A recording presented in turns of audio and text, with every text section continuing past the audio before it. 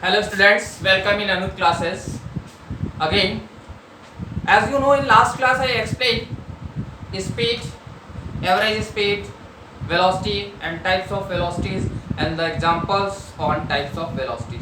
So students, I want to explain one numericals on average speed and average velocity.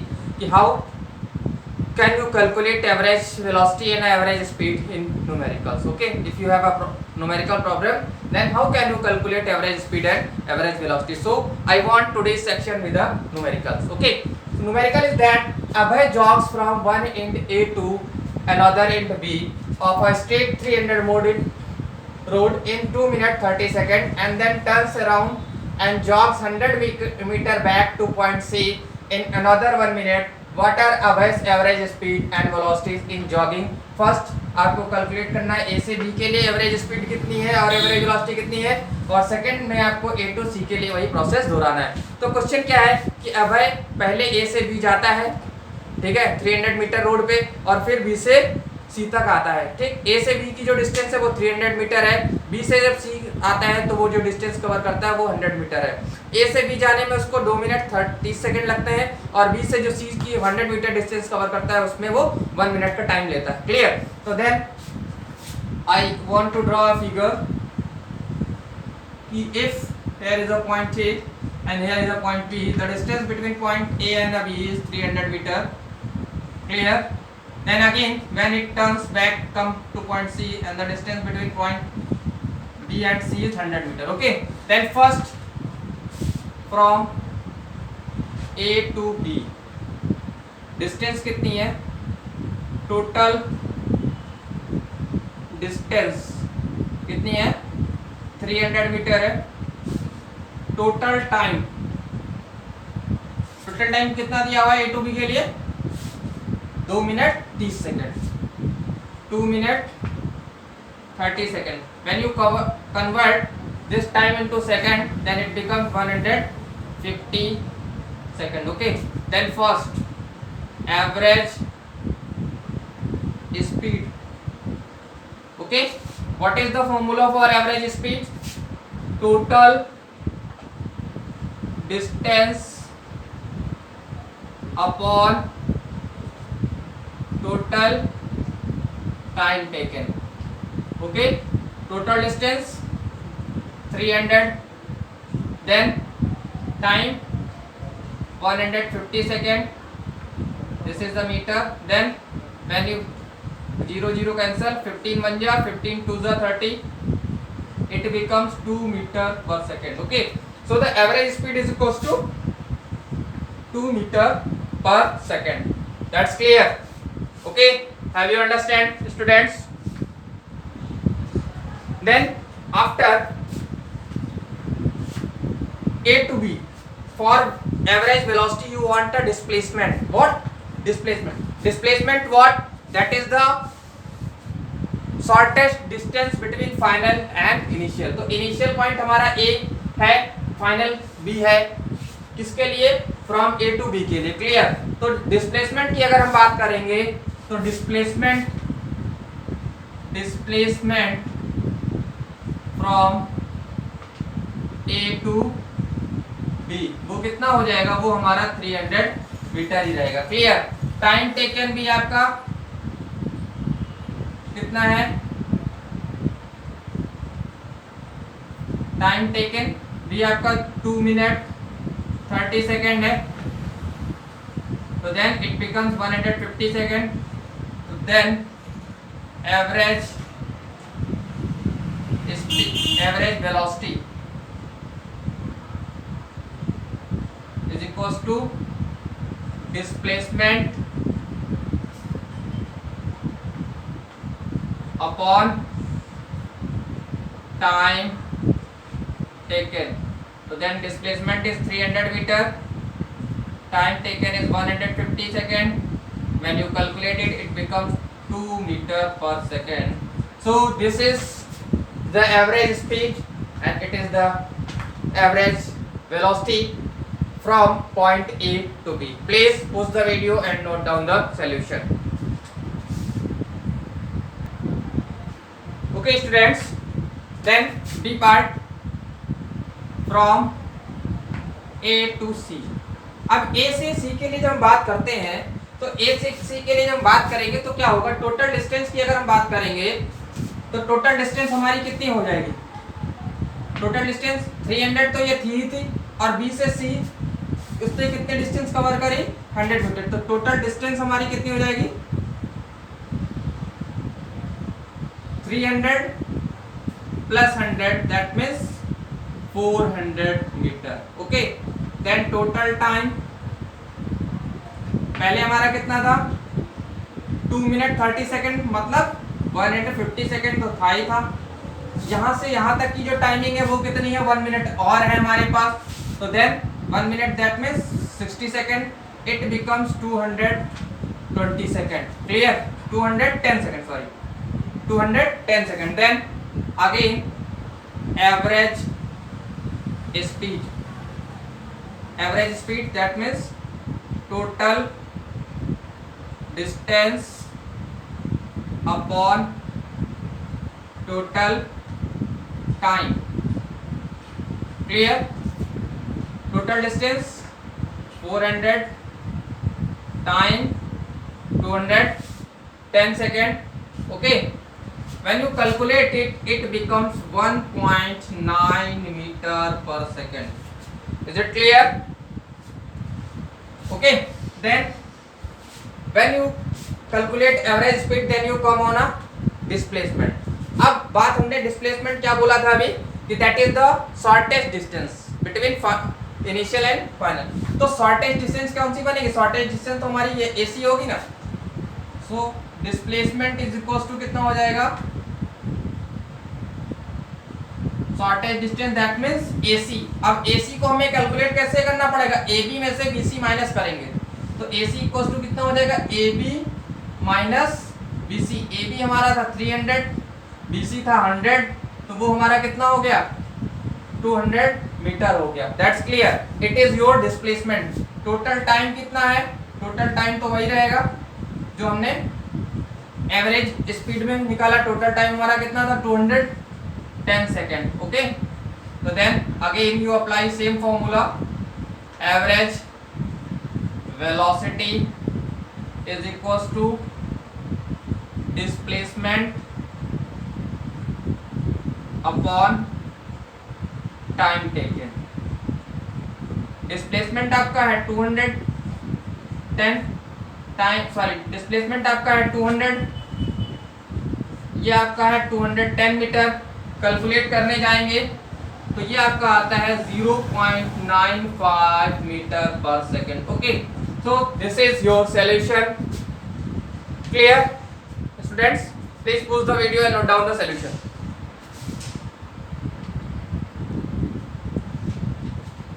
Okay students, after numericals I want to explain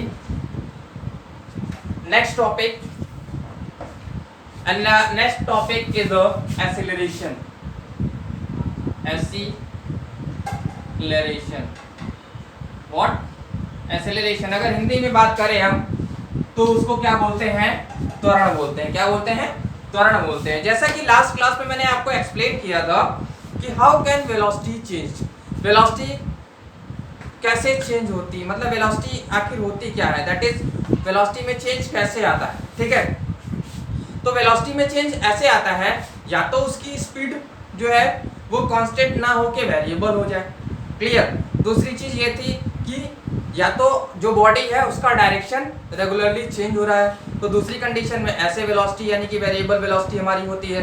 third condition ये होता है, बताया कि अगर दोनों चीजें यानी कि speed as well as direction both are changing continuously, then you have a variable velocity. Clear, तो these are the three methods. First, या तो उसकी स्पीड रेगुलरली चेंज हो रही है तब वेरिएबल वेलोसिटी होगी, या तो उसका डायरेक्शन चेंज हो रहा है तब वेरिएबल वेलोसिटी होगी, या तो उसकी स्पीड और डायरेक्शन दोनों चेंज हो रहे हैं। Clear, then if velocity increases और डिक्रीजेस, यानी कि चेंज अगर आ रहा है तो चेंज के अकॉर्डिंग या तो वेलोसिटी इंक्रीज हो रही है या तो डिक्रीज हो रही है, तो then the body is said to be accelerated. What, accelerated, accelerated. If the speed of a body is increases or speed of a body decreases, then the body is said to be accelerated, यानी कि त्वरित है।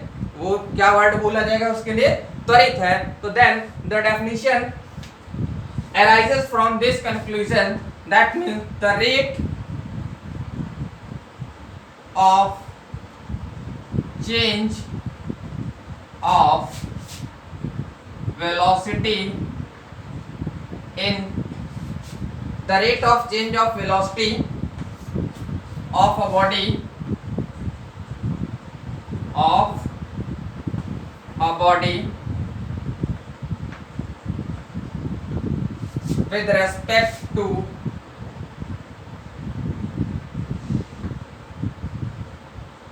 time is called its acceleration. Clear? So what is the definition? The rate of change of velocity of a body with respect to time is called its acceleration. यानी clear?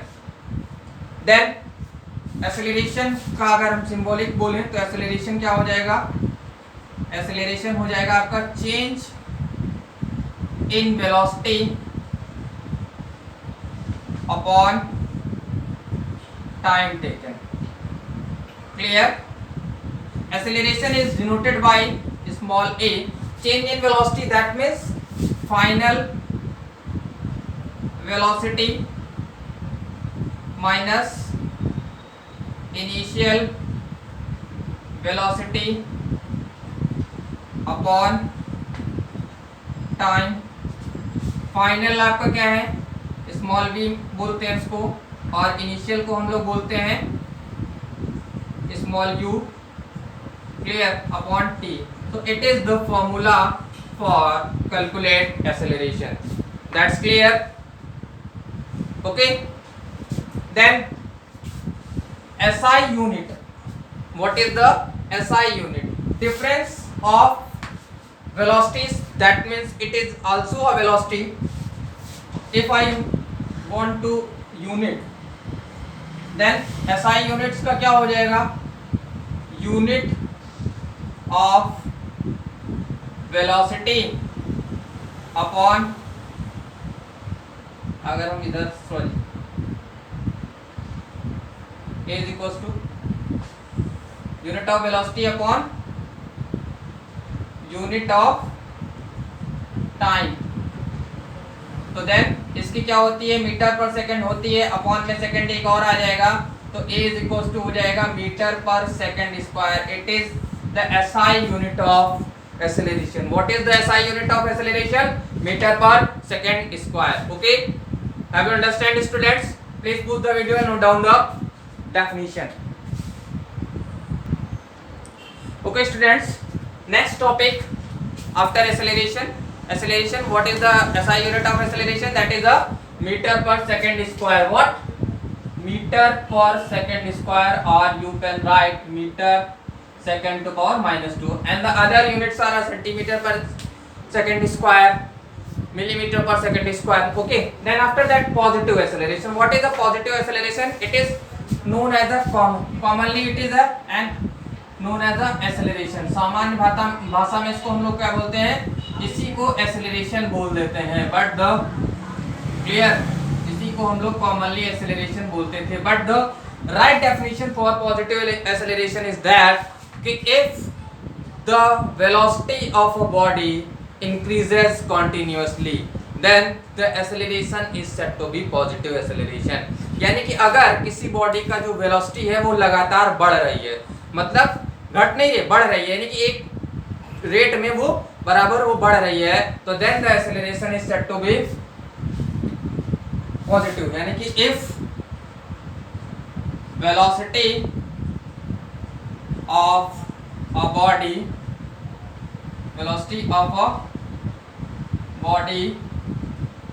increases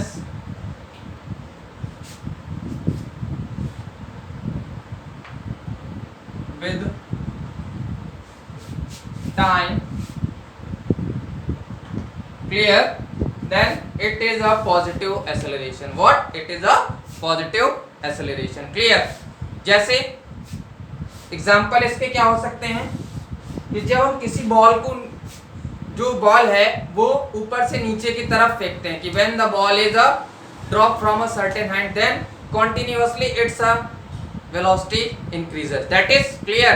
So it is a simple example. Then other negative or retardation, negative acceleration, and the other name for retardation, इसी को बोलते हैं हम लोग retardation. Clear? retardation. अब positive में हमने क्या बताया था कि इसकी जो वेलोसिटी होती है वो कंटिन्यूअसली इंक्रीज करती है।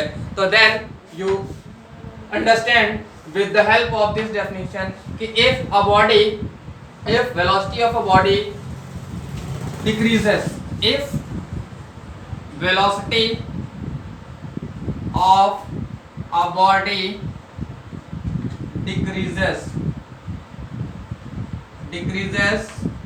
with time, clear, then it is a retardation, or you can say that it is a negative acceleration. Clear?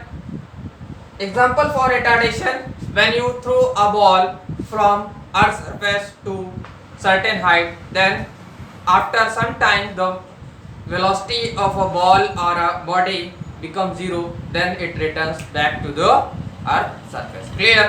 कि नीचे से जब कोई बॉल ऊपर फेंकते हैं तो वो कंटिन्यूअसली उसकी स्पीड क्या होती है, पहले तो हम बहुत तेजी से उसको फेंकते हैं तो यानी कि एक स्पीड, लेकिन ऊपर जब जाती रहती है उसकी वेलोसिटी धीरे धीरे कम होती रहती है। So these are the examples for positive and negative. If you want to note the definition then please pause the video and note down the.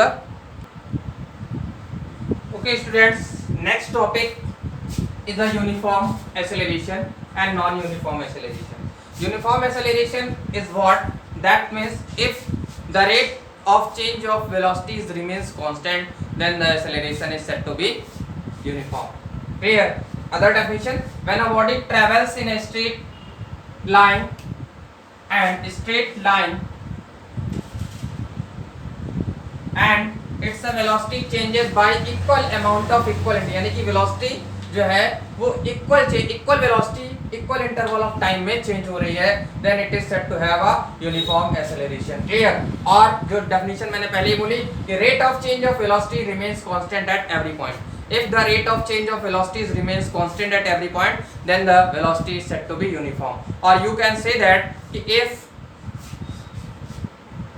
velocity change equal amount in equal interval of a time, then it is a uniform acceleration. Then examples क्या हैं कि if a body is falling towards earth from a certain height, free falling body is the example of uniform acceleration. Or a body is falling on an inclined plane with a earth surface, यानी कि एक ऐसा plane है, एक ऐसा plane बात करूं अगर हम, एक प्लेन है इस तरीके से इंक्लाइंड है. क्लियर? तो ये अगर उसने थीटा एंगल बनाया तो इस पे अगर बॉडी इधर की तरफ फॉल हो रही है तो then it is the example of uniform acceleration. Okay, then after that non uniform acceleration में क्या होगा? नॉन यूनिफॉर्म एक्सेलरेशन में उसका अपोजिट कि if a velocity change unequal amount in equal interval of time, then the acceleration is non-uniform. Or you can say that कि if the rate of change of velocity is different at different point, यानी कि जो उसका rate of change of velocity है वो different point पे different है, तो then the acceleration is said to have non-uniform acceleration. Non-uniform acceleration का example क्या देते हैं हम कि if we are driving a car, then the acceleration of a car in a crowded area is the example of non-uniform acceleration. क्यों? क्योंकि उसको बार-बार ब्रेक लगाना पड़ेगा. बार-बार ब्रेक लगाने पे क्या होगा? उसकी जो वेलोसिटी है कहीं बढ़ेगी कहीं घटेगी, फिर बढ़ाएगा फिर घटाएगा, तो यानी कि वो एक नॉन यूनिफॉर्म एक्सेलरेशन का एग्जांपल हो सकता है. Clear? Please pause the video and note down the definitions. Okay students, so today's class is over right now. And if you find any problem in today's section, then please comment in comment box, and please comment in comment box also कि you are understanding my concepts or not. If clear, please give support to me by subscribing my channel Anu's Classes. Thank you. Have a nice day.